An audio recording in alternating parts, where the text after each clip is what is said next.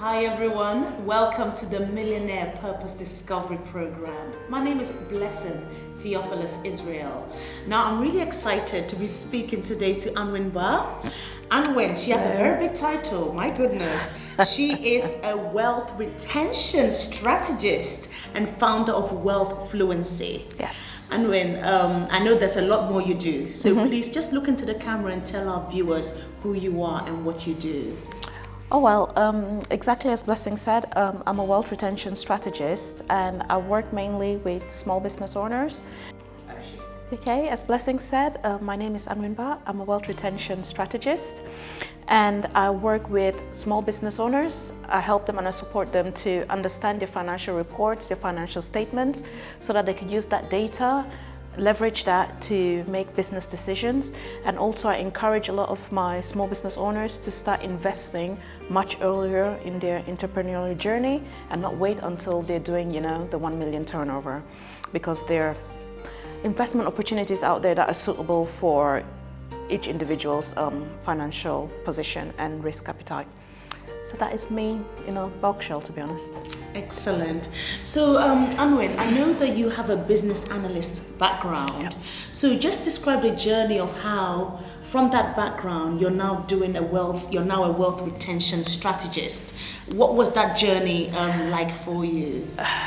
The journey, basically I majored in biomedical sciences, and during that time our main employer was the National Health Service, and there were not many trainee positions going, so I was working part-time in the bank during that period whilst I was at university. And when I couldn't find my ideal role as a biomedical scientist, I took up a full-time position with the bank, and it just grew from there, where I became a business advisor and worked on a project where I interacted with various business analysts, and that's the way I started business analysis within the bank that I was in, and it kind of grew from there, and I got my certifications, my qualifications and so forth, and started working as a consultant. So now I've specialized in regulatory compliance, so I'm still in financial services, so around implementing EU regulations or FCA regulations within asset management organizations or investment banks. And it was during my period working with these organizations and working with that caliber of business owners, I kind of realized the gap between the way those business owners deal and handle their business and deal with their finances, and how small business owners like myself, becoming self-employed and started consulting, how I dealt with my finances as a director, as a company owner. And it's just me, filling in that gap and making small business owners understand that there's certain principles that they should be doing currently, and it's not anything got to do with how much your business is making, what your turnover is, or it has nothing to do with you being a corporation or you being a limited company.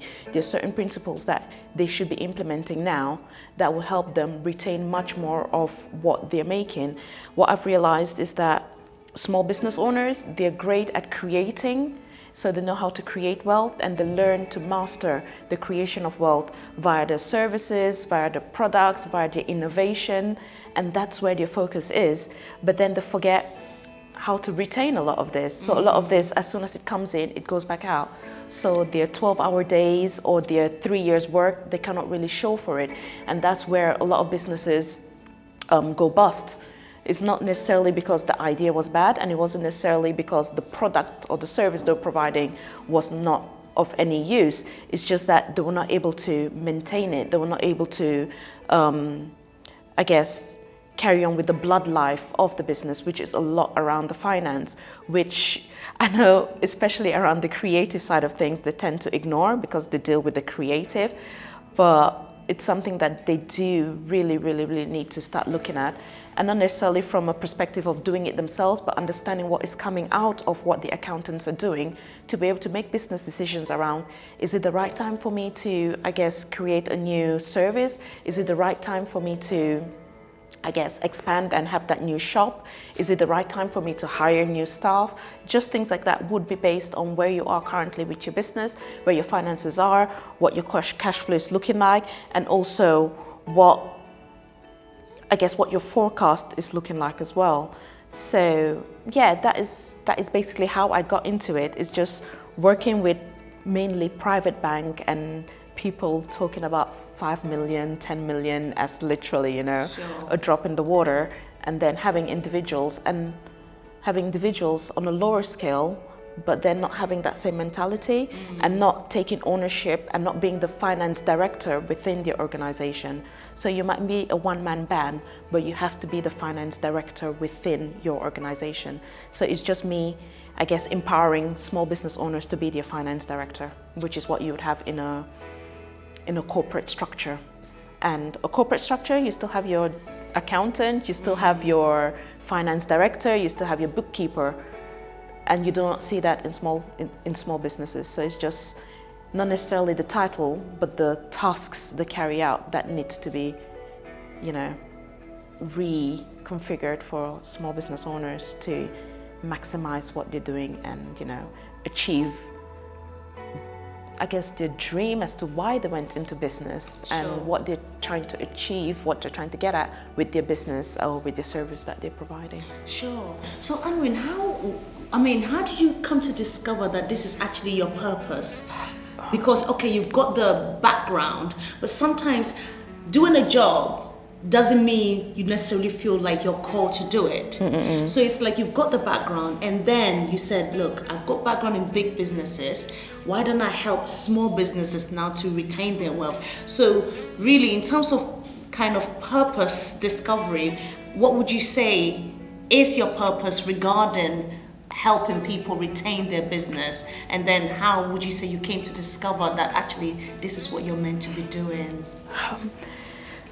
Well, weird enough, I had this saying within my head that if I'm not doing something I'm passionate about, I'm going to do something that the money is going to make me passionate about. And I started off quite focused that I was going to do medicine, hence why I ended up in biomedical science. Mm-hmm. And for some reason or other, it never just quite happened. Things didn't just quite balance out. So I kind of put that aside and said, yeah, maybe sometime in the future I'm going to do that, because the dream was to join, Médecins Sans Frontières? Okay, yeah. And join them and go and rescue the world, the usual. And that didn't happen. I parked that aside and I just carried on with life as it is. And I think my turning point was when I started my family, and I had to almost refocus as to what I wanted to do and where I wanted to go and what I wanted to share with the kids as well. And that's where I stumbled on how to become a millionaire. And within that, there was a lot of, mental mindset shift and repositioning within myself. And I met Blessing there as well, and had coaching sessions with her. So I guess the turning point for me in settling the dust within me, because I had a whole lot of things going on, I had a whole lot of ideas, but then being able to settle the dust within me was through life coaching.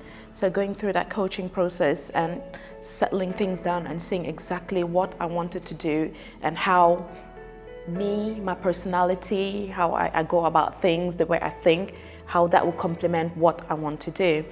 And going through that process really, really helped. And I would say, yes, definitely go through that process if an advisor, or for me, it was a life coach. Going through the process of thinking things through and just looking from within rather than from without. It's just that internal search as to who am I and what works for me and what can I give back that will satisfy that need that kind of initially started with my focus on medicine. And I felt that I wanted to heal, and the universe had other plans for me, the creator had other plans for me, and I ended up in finance. And going through the 2008 crash, I was still in finance, and I kind of lived through what that did to a lot of people mentally. And it was just going through that process that it kind of dawned on me that I am still doing what I was called to do, but I wasn't focusing on the right things. So I wasn't brought to heal people externally. I was brought to heal people internally. Wow. And that is a lot around their financial struggles and how many the suicide rate that literally went sky high when the whole crash happened. And that still satisfied my need for the healing.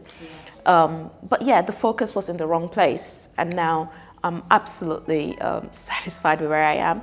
And just seeing, I guess, especially within the Black community as well, just seeing we taking ownership of our finance, we taking ownership of our economics, we taking ownership of what we can actually take ownership of rather than placing blame, has really made a difference. And it all clicked, if that makes sense. Yes. It all kind of clicked that, yes, that is the healing. I always thought of healing, but it wasn't necessarily, as I thought it would have been. So it was quite surprising going through the whole process. Yes. And kind of say, that is why it never quite happened that way. That is why, and then now starting my own business as a financial coach, a wealth retention strategist, it kind of, it just, I don't know how to explain it. It just fits, and it just flows, and you meet the right people, you're in the right situations, and it's not forced anymore. Yeah. You just, relax. Yeah. You just relax, and everything else falls into place. And I guess you don't have to overplan it, if that makes any sense. You don't have to overplan it, because you are where you're meant to be. Yeah. And the right people will come along, the right situations will come along, the right conferences will come along, and it just falls into place that you can actually almost visualize that final goal that you always had, and it's closer. And even sometimes you realize that that final goal wasn't big enough. So you actually expand it, because now you're in your, I would say, divine place. Yeah. And you know that you're capable, and you know that you've got that power within to do what it is that you need to do. And you know how to almost extract that power within, and you're not looking for external validation.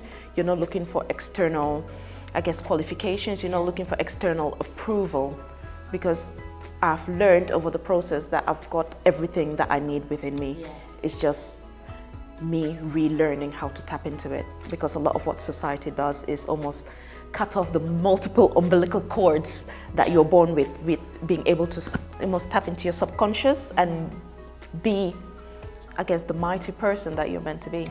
So it's just relearning all of this, and me being mighty and divine as I know I can be. Great. Excellent. I really like that, and I felt so peaceful as you were talking, because what you're basically saying is, once you find your purpose, everything just flows. You don't have to keep struggling. It's like the struggling comes to an end. It doesn't mean life is easy. No. But at least there's still a flow. Yeah. So really, Anwin, getting to this place where you are, what kind of challenges would you say you've had to overcome to be able to be the person that you are today? Challenges, I would say, funnily enough, your challenges are those, personally anyways, are those closer to you, because when you find it, it's so personal to you, your purpose is so personal to you, that don't have the expectations that others will understand it. And it's for you, I guess, grabbing it with two hands and knowing that this is me, having that confidence that I am doing the right thing, because those closer to you are the ones that you've always relied on to be your number one fan. Yeah. But then just that one word might make you start doubting yourself. So I would say that was one of my main challenge, to be able to kind of block everything out and say, I know this is it. Right now, it might not look like it. Right now, probably I've planted the seed, and it might take me 3 years for the seed to germinate. But then I won't let those voices or those people around me or those conversations make me go dig that seed, because then it won't grow. So for me, it's those closest to me. And I mean, we've heard it over and over again, your network is your net worth. So just make sure that you're around the right conversations, around the right people that will support you to water the seed, rather than help you dig it out. Yes, no, definitely. I agree. You know, saying that people closest to you sometimes can be the greatest challenge. Yeah. Because you expect that, oh, everybody will champion you and clap for you. But sometimes they don't do that. But you still have to be strong within yourself to know that this is my purpose and I'm not going to give it up. Yes. Regardless. Yeah, so that's why it's very important to actually know that it's your purpose rather than just a want. You know, it needs to have a deeper meaning for you, because then you have that conviction within you that you're doing the right thing, you're in the right place, and you won't waver, you won't be blown away, you know. Excellent. So Anwin, the last question is, what advice would you give to our viewers? Because they're watching this program because they really want to find their purpose. What advice would you give them about how they can actually go about discovering their purpose and just walking in it, please? Okay. We all come from different walks of life, and we need to, I guess, appreciate that. And we need to stop comparing, because that's the biggest thing that stops us from seeing why we're here, to actually tap into our reason for being. So my biggest advice would be comfortable with you, because that's when you see, I guess that's when the scales come off and you're able to see you for who you really are, just by being comfortable with who you are and being comfortable with, you know, accepting that all of us are here for a different reason. We don't have a mass, you know, purpose, so to say. You won't have a group of people that, yeah, we're here together because we have the same purpose. Even though you might be for the same cause, each of you have a different task within that cause. So it's just accepting that we're here for different reasons. We have different paths to walk, and we come from different backgrounds. So, you know, I might have the same purpose as Blessing, but I might be doing mine in French and she's doing hers in Spanish. Yeah. It's different. So I shouldn't compare the fact that, you know, the Spanish people are grasping it better than the French people. That is just how it is, and it's our different characteristics that is why we're there. There's something about her, that's why she was assigned to the Spanish purpose. Yes. And there's something about me that I was assigned to the French purpose. So it's just accepting who you are to be able to fulfill what you're meant to fulfill, and just be at peace with that. Definitely be at peace with it.